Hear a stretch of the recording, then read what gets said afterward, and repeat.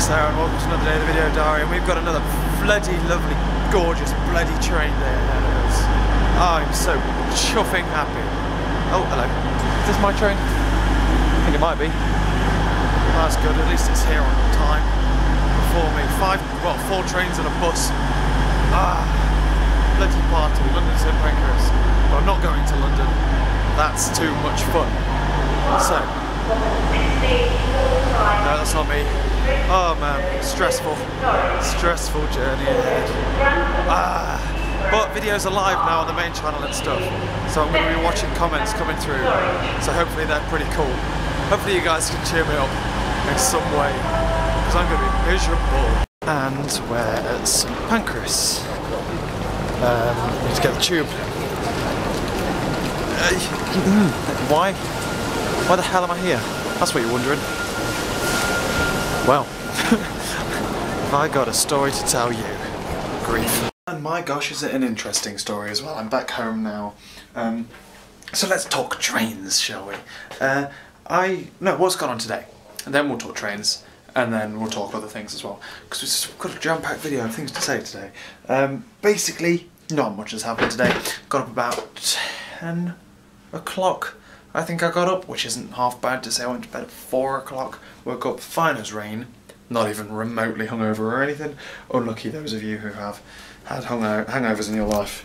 Touch wood. We had a lovely fry-up, courtesy of Father, who cooked us a nice fry-up, and then I uploaded videos. I uploaded yesterday's daily vlog and things, which took the Michael to get uploaded. It took absolutely freaking ages. It was insane how long it took to get that finally uploaded.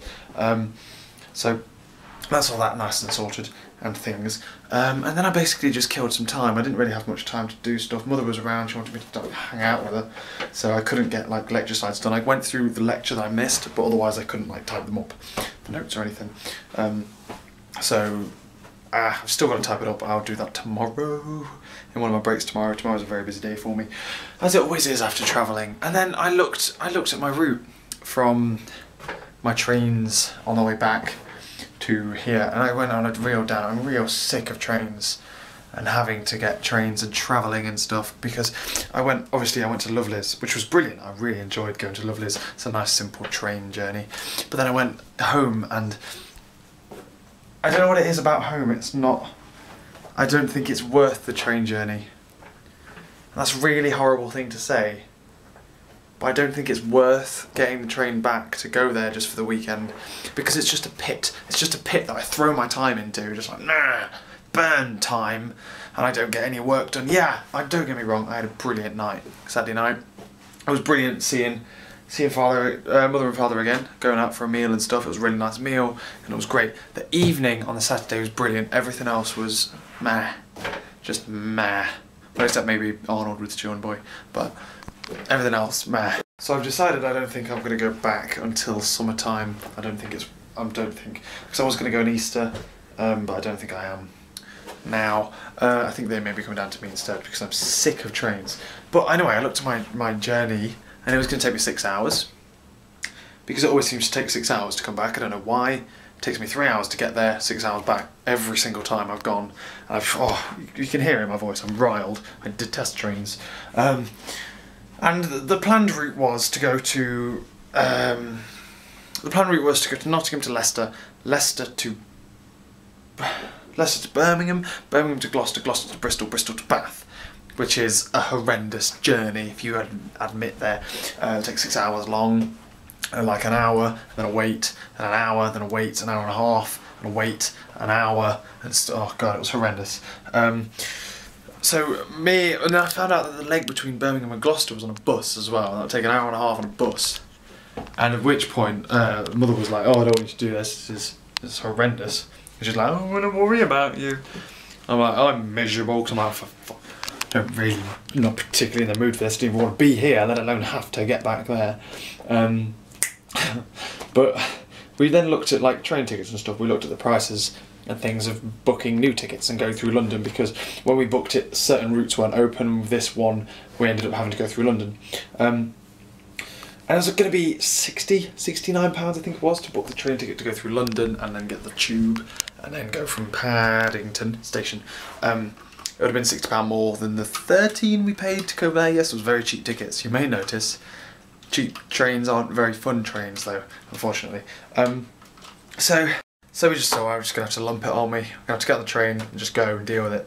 And then I got on the train and the train ended in King's Cross, or St Pancras. Same station really. And I was getting off halfway down it in Leicester. But my ticket says Nottingham to Bath, and the usual route is to go through London. If you're going to go on that train, you'll end up going through London. Why would you get off at Leicester? That's retarded.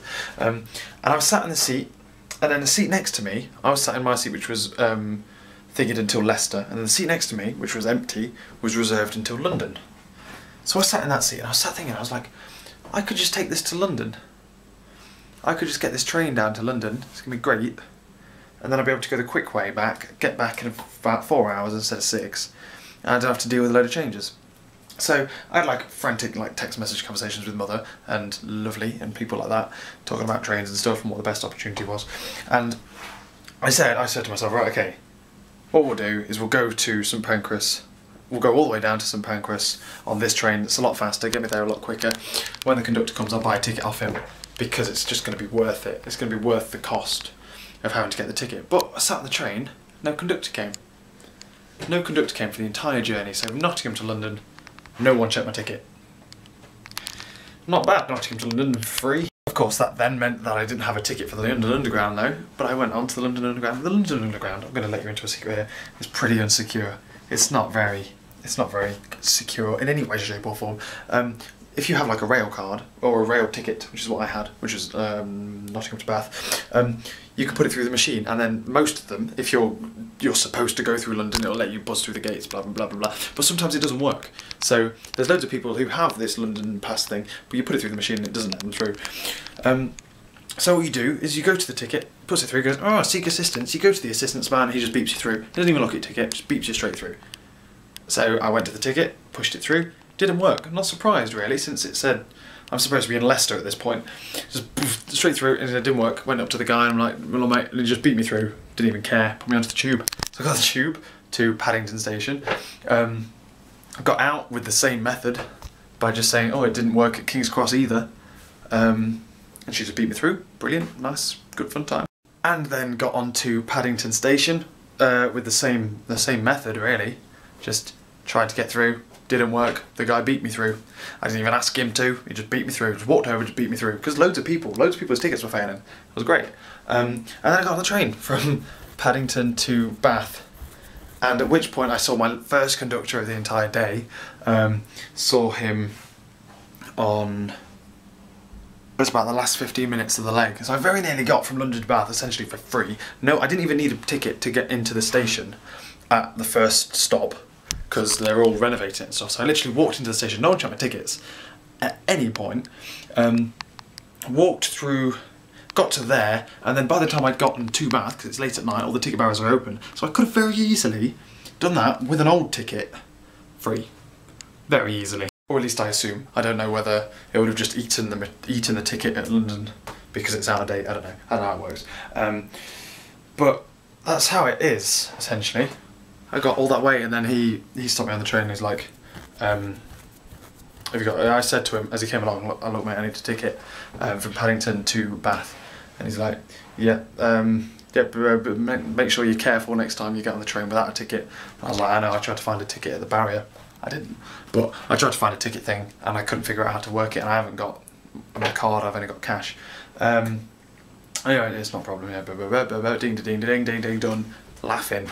So that was my train journey really. It's supposed to be 6 hours long, supposed to be this, and I just, a bit legal, I think, a little bit, but there's train companies are monopoly, they have a monopoly, train companies do, they're buggers, so I don't mind particularly. I can sleep well at night. But then I got back here, bumped into like the flat and things, and then showed them what I got for my birthday, and I didn't realise I haven't shown you yet, have I? And then we just had like a down-to-earth talk with like Beth and Ben in the kitchen about stuff, about universities and things, and whether you would want a first from a reputable university like Bath, or a second from a less reputable one like Bristol, which is where Ben's at. And I said I don't particularly think Bath has that much of a reputation. I hadn't heard of it until I came here. I'm sure like the big companies will know it because it does really well for like graduate jobs and stuff, but for the general jobs and things, first would outweigh it, unless you're going to like Cambridge, then that's the only way, but then that's a completely different conversation. And then came back in here and I've just unpacked. I wanted to go in bed and then watch some Sherlock and just curl up to sleep, but actually I've just been unpacking and I've caught up on YouTube subscriptions, which weren't many, and I'm now watching Top Gear, so I'll save Sherlock for another day. And then I'm gonna go to bed. But I haven't shown you like properly what my birthday presents were, because I didn't think it. Obviously Lovely got me the things before, but this is what my family got me, mother and father, and they're amazing, and I'm insanely thankful. And oh, okay, here we go. Yeah, you've kind of had a glimpse of this. This is the first one. I know some of you, wait, okay, the lighting's a bit bad, but oh, look at that, son. It's a dressing gown, and it's a designer dressing gown, and I think it's the most expensive item of clothing I've ever owned. Oh, and it's a dressing gown. I almost think this is more expensive than my suit is for prom and things. Blimey. But it's gorgeous. Just look at, oh, how gorgeous it is, man. It's Paul Smith? Yeah, it's Paul Smith, and it's the Paul Smith signature stripes and things, and we've got contacts in the family who, I'm blown away at the amount of contacts that our family has, but we somehow know the director, the UK director of Paul Smith. What's that all about? So he managed to source us one of these puppies for, we can't afford anything. This, look, oh, it's so beautiful. And it's so, usually I don't like this kind of thing because it's so in your face, it's like, look at me. But it's kind of like, well, one, you've got to know what the signature stripes are. I'm not sure if did any of you know what it was before I told you? But oh, it's so beautiful, and it's so nice and warm and snuggly. And Lovely says she wants to steal it already, and I'm like, no way. But yeah, it's the best. I'm in love with it. I don't care how like in your face it is and how much it looks like a Technicolor Dreamcoat, but it's the bestest dressing gown in the entire world. But then I also got, I kind of knew about this because it was kind of given away by Lovely. In this little box here, you've got a low battery, so I've got to keep this brief. And in this little leather pouch, well, it's not leather, it's a protective pouch that I put it in because this is going to be the best wallet I've ever had in my entire life. Okay, look, here it is. Look, it's just nice plain black. Plain black, it says Paul Smith in really, really small letters. So it's nice and subtle, and then you open it up. Then, oh, look how beautiful it is. It's so beautiful, I don't even want to put stuff in it. I mean, you put my cards in it, and then it's ruined. As soon as you put the cards in, it's like, no, you've ruined the scheme of it. And it's so beautiful. And the thing I love about this is it's so discreet. Because if you looked at this, it doesn't say like, the main problem I have with t-shirts and things is that it's too in your face. I like designer things, like I have polo shirts and stuff, they're my favourite shirts, are all polo shirts and things that have, like branded, and are relatively expensive. But obviously the majority are all these thin t-shirts, which are amazing. But whenever I splash out on designer things, I don't like designer things that are really in your face. Like, you know when brands just go poof, like really big letters across the front of the chest, like, you know, the most common one, like Bench, or like Lacoste started doing it and stuff like that. And I used to really like Lacoste until they started doing that, and it wasn't funny. But the best thing I like about brands, which is why I like French Connection t-shirts, sponsor, why I like French Connection t-shirts and things, is that it's more about the quality than the in-your-faceness. It's not about like, bam, look at me with my massive crocodile. It's like, oh, look at this, like, this feels really nice, I like wearing this, it's really soft and chiseled. And then the people who know, the only people you ever want to impress, I think, the only people I care about impressing when I wear something that's like a polo shirt, are the people who look at it and go, it's a good polo shirt. I recognise that. They're the only ones I want to impress. People who just go, oh, it's a nice t-shirt, they're not really worth impressing. It's the ones who notice little things. Like this is completely unnoticeable. If you just saw that, it just looks like a black wallet. But then you open it up, it still doesn't say Paul Smith, but then it's the stripes.